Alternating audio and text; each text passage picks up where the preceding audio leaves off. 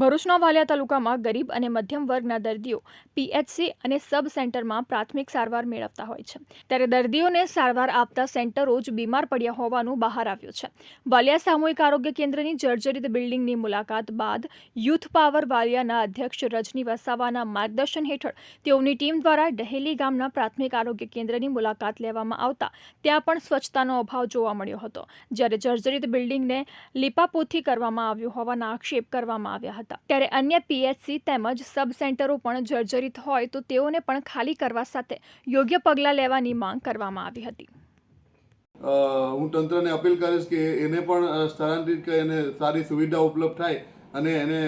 એનું સમારકામ કરે, નવીનીકરણ કરવામાં આવે. અને સાથે હું આ વિડીયો બનાવી અને તંત્ર સુધી માહિતી પહોંચાડવાનો અમારો હેતુ એટલો જ છે કે ગામે ગામ સુધી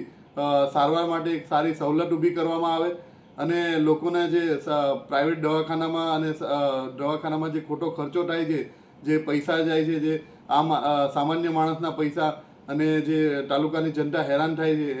એના માટે ગામે ગામ સુધી સારી સવલત મળે અને સારી દવા ઉપલબ્ધ થાય, એના માટે અમારી આ ઝુંબેશ છે.